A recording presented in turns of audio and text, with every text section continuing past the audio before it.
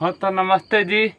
आज हम लोग का सामाजिक विज्ञान के चौथा दिन है। तो चौथा दिन 3 ठो क्लास हम लोग का हो गया है, जो कि एक हुआ है प्रकाश बैच पर और 2 ठो क्लास हुआ है प्रकाश ऑनलाइन क्लासेस पर।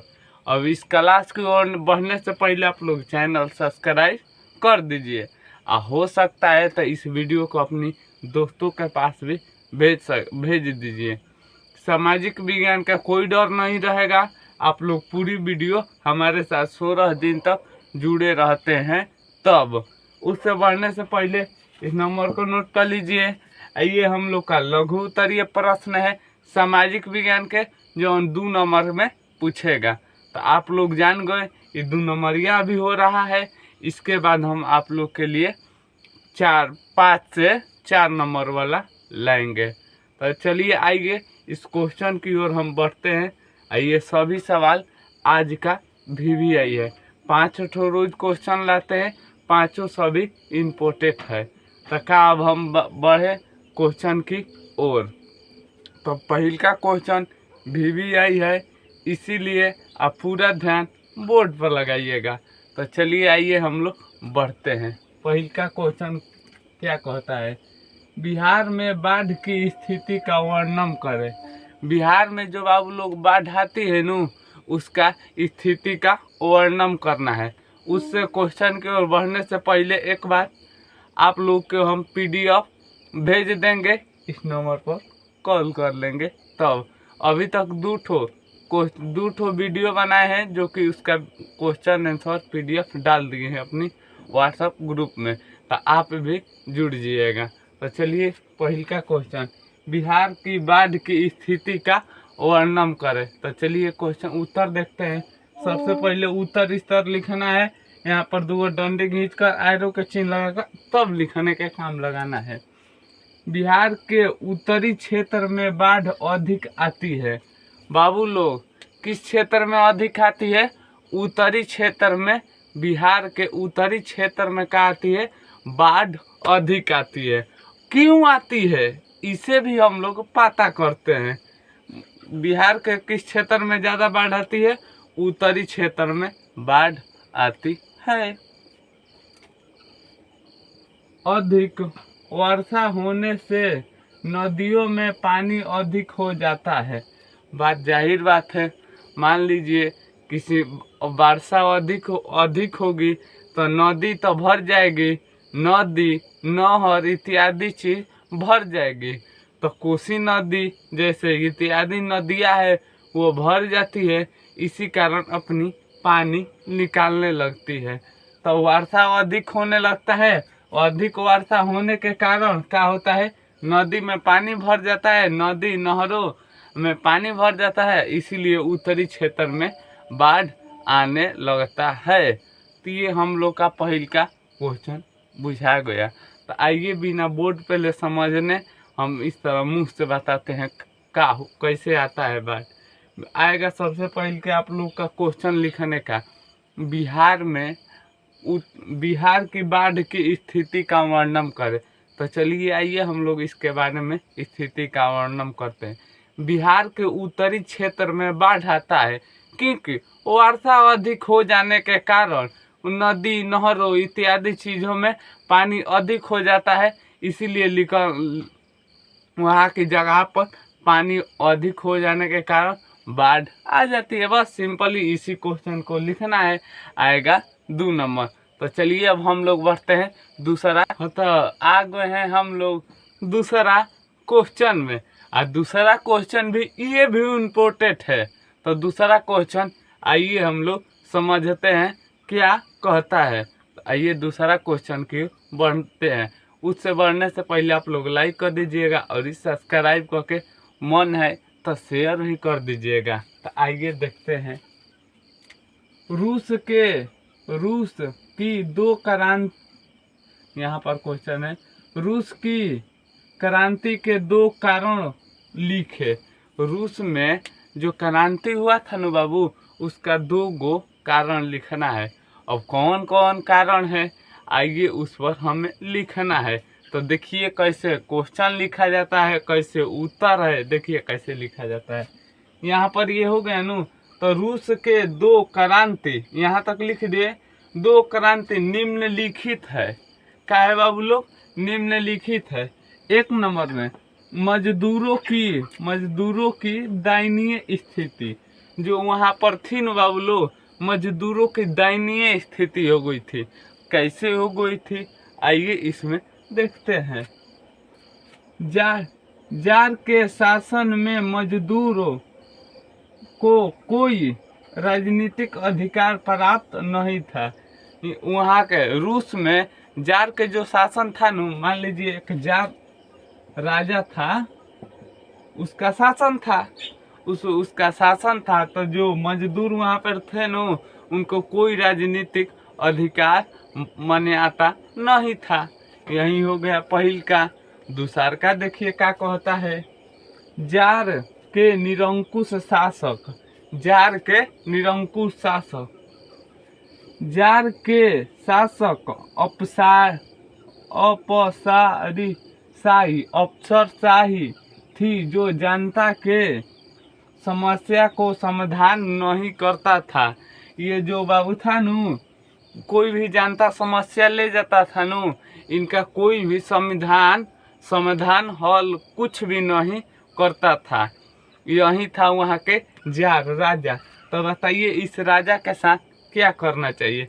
आप लोग कमेंट खुला है, अवश्य बताइएगा। तो ये जो राजा था ना, अफसर था, मतलब वहाँ पर अफसर अपने आप को समझता था और कोई भी जनता को काम नहीं करता था। इसीलिए वहाँ के जनता का हुए भड़क के इसे खरीद दिए। तो चलिए अब मिलेंगे हम लोग तीसरा क्वेश्चन के साथ। तो चलिए तीसरा क्वेश्चन की ओर हम लोग बढ़ते हैं। आ गए हैं हम लोग तीसरा क्वेश्चन में। तो तीसरा क्वेश्चन आइए हम लोग देखते हैं इसका क्या कहता है। बिहार के नहरों के विकास से संबंधित समस्याओं का लिखे। बिहार के जो बाबू लोग नहर है ओकर विकास काहे लिखो, आखिर समस्या का बा, ई हमनी के बतावे के बा। तो चलो आओ एकनी के हमनी के बतावल जा समस्या का बा। 1 नंबर में पहले क्वेश्चन देखो, तारा तनी मुनी क्वेश्चन कम याद बा चली, लेकिन तनी मुनी लिखे ना ई नंबर कट जाए। राइट क्वेश्चन याद नहीं खे तब वो चली, लेकिन तार राइटिंग खराब बा तब ना चली। खूब तू क्वेश्चन रट्टा मार के कतहूँ ले कैसे याद कर ले, जितना हम क्वेश्चन कराओ तनी याद कर ले, आ राइटिंग ठीके नहीं है तो फिर परीक्षा में काम ना कर पाइब, फेल हो जीब। तो ऐसे हम एजे से वो बात तो हम लोग के जनावल चाहते हैं, तो राइटिंग पे काम कर लो, ना तो खूब लिखब खूब याद करब, बाद में जाके पछतावा होई। तो चलो अब हमनी के हे पे बढ़ल जाओ। बिहार के नहरों के विकास से संबंधित समस्या लिखे के टेक्निक देखिए, लिखे के उपाय देखिए, कैसे लिखना है, क्वेश्चन कैसे करना है। बिहार के नहरों के विकास निम्न समस्या है, मैंने छोटी छोटी समस्या है। तो आइए हम लोग देखते हैं। पहल का, नहर के विकास हेतु पूंजी का अभाव। सबसे पहले नहर का विकास, नहर का बनवाना होगा तो पानी कहीं ना कहीं जाम होगा। तो इधर जो नहर मान लीजिए बनाया है गया है इधर, अब यहाँ पर कचरा हुई है, इधर घास हुई लगा हुआ है, तो इसे हम लोग साफ कराएंगे न। तो इसे साफ कराएंगे तो पैसा लगेगा, आएगा जो मजदूर हुई पैसा लगेगा। तो जब पैसा लगेगा तो पैसा हल ही नहीं है, तो वही बात है पूंजी का अभाव, पैसा का अभाव। राज्य सरकार की उदासीनता, बरमाही नदियों का अभाव। बरमाही नदियाँ रहेगी तो मान लीजिए ये बरमाही नदियाँ है, तो इसमें पानी तो आते जाते रहेगा, आते जाते जब रहेगा तो कहाँ ले कचरा लगेगा, कहाँ से रोक लगेगा, बस ठीक हो जाएगा। तो बिहार के नहरों में, बिहार के नहर है जो बाबू लोग बारमाही नहीं है, कुछ नदियाँ है जो बारमाही है। तो ये कारण आप लोग का बुझा गया। तो का आएगा इस बार परीक्षा में लिखने के लिए, तो आप लोगों के साथ लिखा जाएगा। तो चलिए अब हम लोग बढ़ते हैं चौथा क्वेश्चन की ओर। आइए हम लोग आ चुके हैं चौथा क्वेश्चन की ओर। चौथा क्वेश्चन भी इस साल के लिए इम्पोर्टेंट है, अर्थव्यवस्था अर्थशास्त्र का है, तो इसे भी 2 नंबर में नोट कर लीजिएगा। क्या है अर्थव्यवस्था, किसे कहते हैं? अगला दिन हम बताए थे प्रति व्यक्ति आय किसे कहते हैं। इसी तरह आ गया अर्थव्यवस्था किसे कहते हैं। आप लोग कनेक्ट करिए, एक दूसरे क्वेश्चन से आप लोग कनेक्ट करेंगे तब जाकर याद होगा। ये नहीं तो रट्टा मारेंगे तो समझ में नहीं आएगा। वीडियो अच्छा ले नहीं देखेंगे तो समझ में नहीं आएगा। वीडियो देखते हैं खाते हैं, वीडियो देखते हैं चलते हैं, तो आधा माइंड वहाँ पर आधा माइंड यहाँ पर, तो इसीलिए आधा ही आपको याद रहेगा। कनेक्ट करिए, फुल पढ़ाई पर फोकस देंगे तो काम बनेगा न, अन्यथा नहीं बनेगा। तो आइए अर्थव्यवस्था किसे कहते हैं। वस्तुओं और सेवाओं का उत्पादन, वितरण एवं उपयोगिक सामाजिक व्यवस्था को ही अर्थव्यवस्था कहते हैं। ये तो हम लोग का समझ आ गया। उपयोग वस्तुओं और सेवाओं के उत्पादन, वितरण एवं उपयोगिक सामाजिक व्यवस्था को ही अर्थव्यवस्था कहते हैं। इसी तरह प्रति व्यक्ति आया था, ये भी है। आप लोग क्वेश्चन का कनेक्ट करिए और याद करिए, रट्टा नहीं मारना है। तो बताइए 4 ठो क्वेश्चन आप लोगों को कैसा लगा, और एक ठो आज के लिए बचा है, तो चलिए उसे भी हम लोग देखते हैं। 5 नंबर इम्पोर्टेंट सवाल। चलिए हम लोग उस क्वेश्चन की ओर बढ़ने जाते हैं। 5वां क्वेश्चन VVI है। क्यों VVI है इसे आइए हम अभी बताते हैं। इस क्वेश्चन के ख़त्म होने के बाद बताएंगे VVI क्यों है। ध्यान से इसे समझिएगा। संसाधन की परिभाषा लिखना है। अब देखिए संसाधन का लिखना है परिभाषा। तो संसाधन 2 प्रकार के होता है। एक प्राकृतिक संसाधन, साधन पहिल का हो गया, और दूसरा का होता है मानव निर्मित